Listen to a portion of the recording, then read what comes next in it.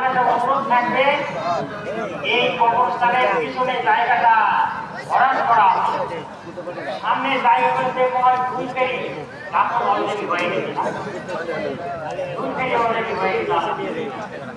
তো মেহরবানি করে আপনাদের মধ্যে আমাদের মধ্যে যারা দুনিয়া থেকে চলে যাবে তাদের তো কবরস্থান এখানে পড়া লাগে। ওই দক্ষিণ দিকে জায়গা থেকে আপনারা মেহরবানি করে যাবেন। কর্তৃপক্ষ বললে আপনারা হয়তো মন খারাপ করবেন।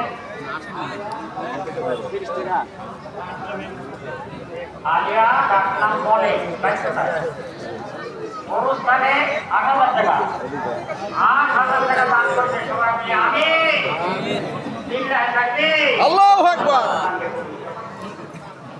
আর ইনকামাই আবার কোন নাই আলিয়া আমার কথা এই ইনকামের জন্য সবাই মিলে আমি আল্লাহ পাক তার দানকে কবুল করে নেন। বাইরে দেখে বাইরে কিনা সামনে নিয়ে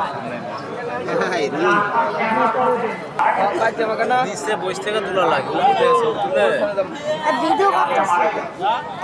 মারা গেছেন, আল্লাহ পাক এই দানের উসিলা করে যেন তাকে মাফ করে দেয়, কবর আযাব যেন মাফ করে দেয়। আমরা সবাই বলি আমিন।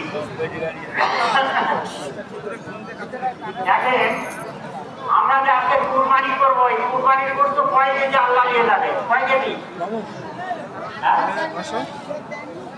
দিবে না? তাহলে এই কুরবানির গোশত আল্লাহ দেয় না, এই কথা আল্লাহ বলেছেন। এই দেখেন কি বলেছেন শোনেন, লা ইয়ানাল্লাহা লুহুমুহা ওয়ালা দিমাউহা।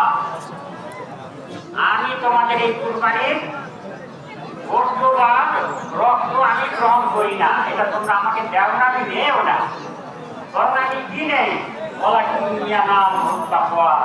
বরং আমি তোমাদের খোদা জীবিকা নেই। সেটা কি? তার সন্তানকে কুরবানি দিল, শেষ পর্যন্ত বাচ্চা শুনলেন না, শুনতে পারলাম না, একেবারে তুমি চালায় দিচ্ছে।